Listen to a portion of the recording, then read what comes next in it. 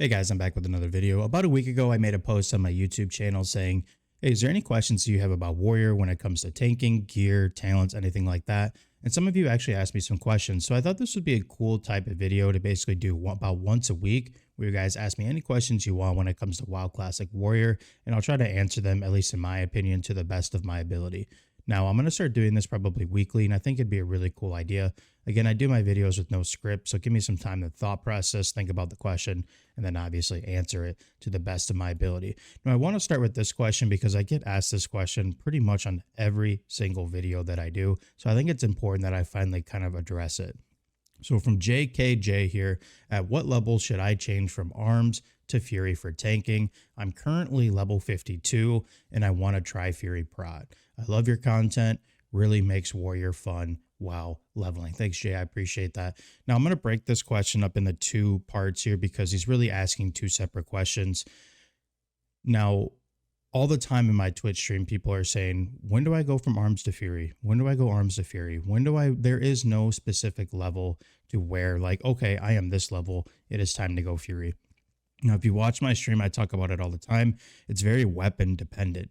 Now, there is one requirement that I make for all of my tunes before I switch to Fury is that I have a good main hand to start dual wielding with. And honestly, you know, a lot of people ask about Thrashblade. I see nothing wrong with Thrashblade as a starter for your Fury journey, mainly because if you are on the Horde side with Wind Fury and the proc rate on the extra swing, it can actually be very useful. Now, some other options are Tooth of Aranicus if you're an Orc with a 1% hit, or you also have Ripsaw from ZF. Now, those are kind of hard to farm. They're on the last bosses of those dungeons, but not to get too carried away here, there's definitely a part where I at least wait till level 50 to go from arms to Fury, mainly because to make Fury extremely effective and almost better than arms leveling, you need Death Wish, you need Flurry, you need Enrage, and most importantly, you need Bloodthirst. If you can't get all of those abilities straight down the Fury tree right away, there is no point in going Fury and switching from arms. Arms will always be the better spec while leveling. You can honestly take arms from all the way to level 10 to 60 and have no issues at all. Now, I know Fury is a lot of fun while leveling, but you need to make sure that you have a solid main hand weapon because that is where all of your damage is going to come from, and your offhand is mainly a stat stick. Now, for Fury Prot tanking, I don't touch that until level 60. There is no way I go Fury Prot without being level 60. This requires me to get all of my Fury talents easily, but then gives me my other Prot talents as far as Defiance and Last Stand, which are massive when it comes to Fury Prot tanking for either raiding. And I also use it for dungeons. So thanks, JKJ, for the kind words. I hope I answered your question. Let's move on. Scott Ramsey says, the top 3 things that make you a great tank. Now, I thought about this one for a little bit, and I'm going to say the first thing that I think makes a great tank is awareness. Now, awareness is pretty broad, but let me dive in a little bit more. Awareness to me is where you're always 2 steps ahead while the group is currently focused on the current pull. So let's say I have 3 ghouls pulled here in Undead Strat. The next thing I'm thinking is, where am I going to pull those gargoyles next? Is the next pull a Screecher? So a Screecher is the one that fears. Do I need to line of sight it? Am I going to get ads here? What am I doing on the next pull? Where am I going to position it? For a tank, a successful 5-man dungeon tank and into raiding, awareness to me is your #1 quality. You need to be aware of what's going on in the current time, but also 3 steps ahead. If you can pave the way and make a great journey or a great, scenario for your group will want you back. You'll get more groups. And that is honestly the best way for a warrior to gear up previous dungeons, whether you want to be DPS or tanking, you got to tank dungeons, man. And to me, the #1 quality is having awareness of the dungeon. The next one I would say is probably control. Now, some people, when a tank has control or kind of leads the dungeon, it rubs them the wrong way. And I'm not really sure why.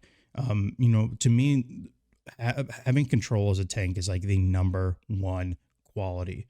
You should always have a tank that is in control, knows what they're doing, and is willing to lead. That includes, comms in Discord, or at least talking in party chat, marking targets, telling you what those targets mean pre-pull, things like that. telling you where the boss is going to go, maybe going over a couple mechanics like, hey, this boss has a threat drop, like be ready for that. Because, you think 3 of those people might know, but there might be one person in your group that doesn't know that mechanic, and it could kill some people, especially in a hardcore scenario. So I have awareness and I have control. My last top 3 quality that makes a great tank is reading the room.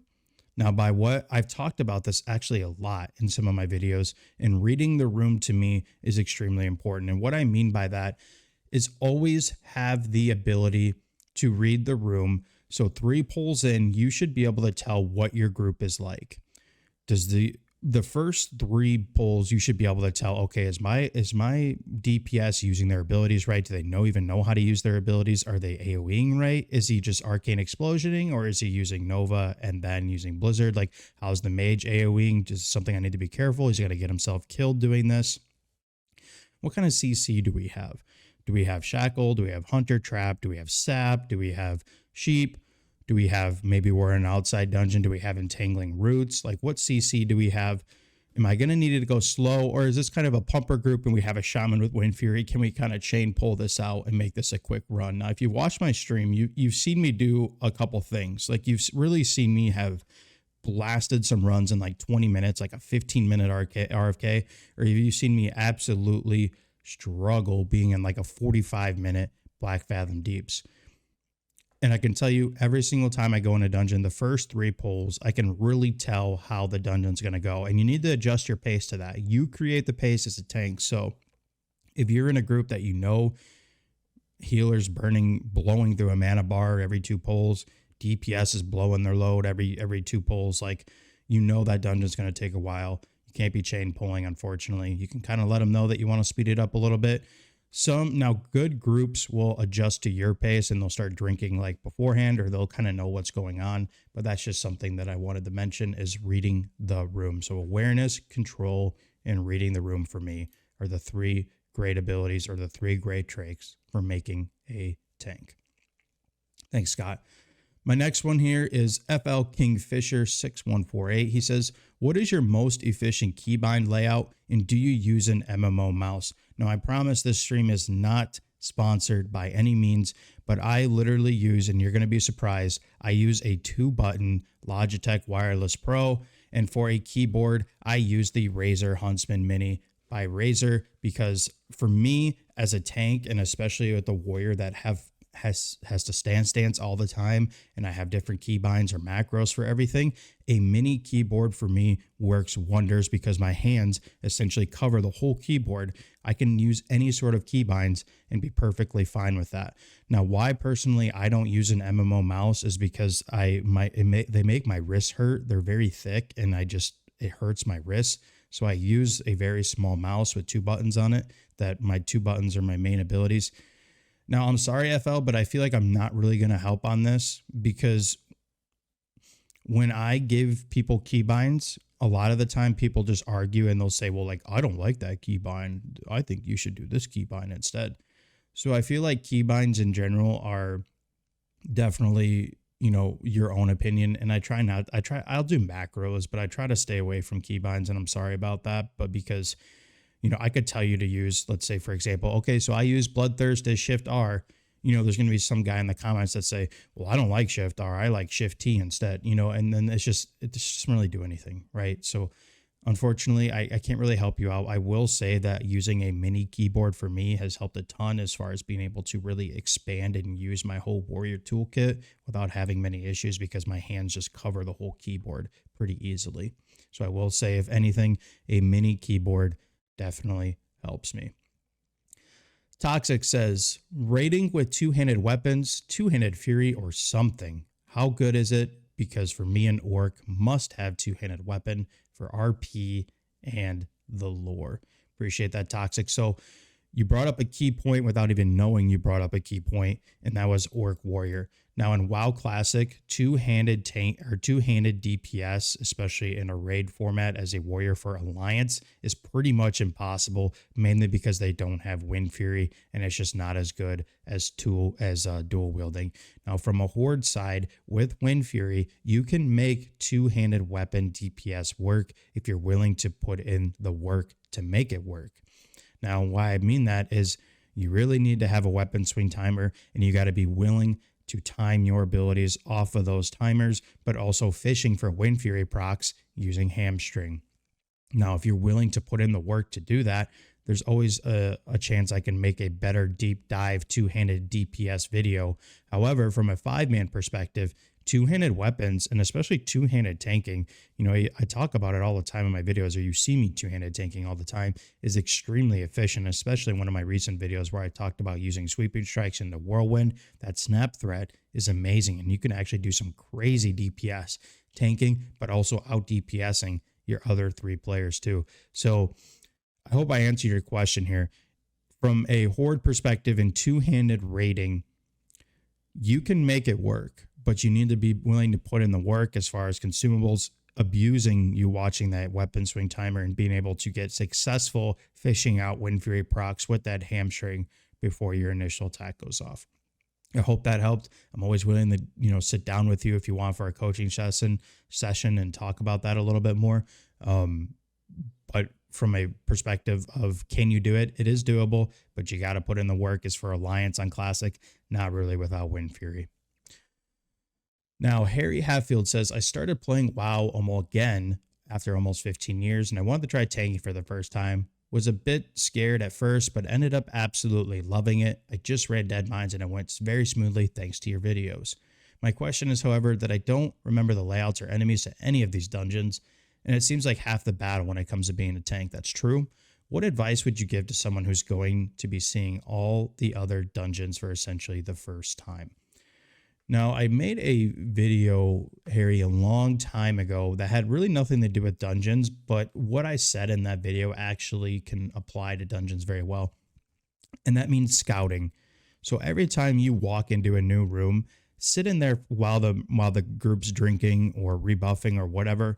Sit in that room for like 5, 10, 15 seconds and just watch the mobs. Just watch the mobs. See, is there any patrols going on? Or any of them ranged? Where's some good LOS spots? Line of sight will save you in every dungeon, every single time. I always suggest every warrior, especially new tanks, look around the room and see what spots you can use for LOS when you're using these pulls. LOS makes tanking easy. It just groups up the mobs for you without you having to do much work. So if I'm walking into a dungeon for the first time and I'm every single room that I go into, I'm scouting. Okay, I see patrols over here. Oh, looks like this mage is a mob, or this mob is a mage. It's a caster, so I know I have to LOS it without pulling the other mobs. Are they humanoids? If they're humanoids, okay, they might run. So where do I need to go? Do I have a warlock that can put Curse of Wreck on them so they don't run or they don't get feared? Like, just things like that. Again, kind of just goes what I'm saying with reading the room. Just take a second, sit in that room, scout it out, and just look and just watch and see what's up. Now, if you keep kind of track in your mind, some of the mobs that have some of the same names do the same abilities. So like in a mob called like a Reaver cleaves, right? Or if a Murloc says netter, what do you think they do? They net, right? Or if it says Screecher or Siren or something like that, you know they probably fear. So using that knowledge from open world leveling and then applying it to the dungeons based off of their names can also give you some good abilities or a good idea of what those mobs potentially do. But I definitely recommend sitting there and scouting the room and looking for patrols and even marking those patrols. Give them marks immediately so you know, okay, I might see that square later. Let's just pull this now and we'll deal with square later. So I hope that helped. But my number one tip for you is scouting, reading the room, kind of seeing what the mobs do. Are they humanoids? What kind of CCs do you have? Things like that. Next one is, I've leveled the hardcore warrior to 45 somehow, but I've never tanked a dungeon. Is it wise to start now and 60 and not put others' lives at risk? How can I practice? What dungeon suggestions? So this is an interesting question because he's leveled the hardcore warrior to 45 somehow. Props to you, man. That's great. but he's never tanked a dungeon, and he wants to start tanking a dungeon. How can he practice? I don't mean to plug myself, but definitely try watching some of my videos as far as tanking and getting the idea. And not only that, but watching certain dungeon guides that I have. Those will definitely help you. How can you practice? The way you can practice is definitely going to lower level dungeons. So if you're 45, go into RFC. Practice using line of sight. So I'm going to range pull these 3 mobs. I'm going to LOS on this side of the rock. All the mobs are going to come to me. I'm going to have some rage stored up like we always talk about. And then I'm going to go ahead and hold the threat, watch for patrols coming in extra, and pull them in. So going into lower level dungeons actually helps more than you think. Even if you cleave them down in like 3 attacks, it doesn't matter. You can go in there and practice positioning. You can go in there and practice rotations. You can go in there and practice stance dancing. You can go in there and practice range pulling. There's so many things you can do in some of these lower level dungeons that will help you learn. I promise. I hope that helped. Now, Mr. Pepsi Dude 555 says, how would you transition talents while leveling from arms to prot as the final goal? And when is that swap really viable in terms of leveling speed? I do a lot of open world leveling. Now, Mr. Pepsi, I'm going to try and give you a fair answer. If you've watched my videos, you know I am not a fan of prot at all when it comes to open world leveling, because arms and even fury is 20 times better when it comes to leveling and making it smoother, but also faster. And that's partially what you asked in terms of leveling speed. Prot leveling is not fast. The only way you could possibly make it fast is if you were in a softcore realm and you can just spam dungeons. Now, people seem to like prot because they call it utility. And by utility, they're really just talking about the revenge stun and then concussion blow, which concussion blow is actually really useful in 5-man dungeons, and so is the revenge stun. But as far as open world leveling, you should really never be prot leveling. Unless it's some sort of challenge or something that you really want to do, go ahead. But you should always just stay arms. And then if you really want to go prot, wait for 60 dungeons and go for that at 60. Now, prot really falls off in raids, especially in softcore, because people have rank 14 gear. They're geared. They know how to play. They have world buffs. They have consumables. And it is pretty much impossible for a prot tank to hold threat on as a main tank in raid mobs in 2025. Pretty much impossible. You have to play Fury Prot in a raid situation if you're a main tank. However, we actually do in hardcore have one off tank that is prot, and it works okay because there's really no pressure on him. He's just a beefy boy that holds some of our big, attacking mobs, and he's not the main target. So in terms of leveling speed, I would stay away from prot. It's not viable. Stick with your arms, sweeping strikes, or even go to Fury past level 50. I hope that helped. All right, guys, I really hope you enjoyed the video. I hope I answered your questions to the best degree. I'll do next week. I'll ask more questions. I hope you guys enjoyed the video. Be sure to subscribe, and I'll see you guys another time.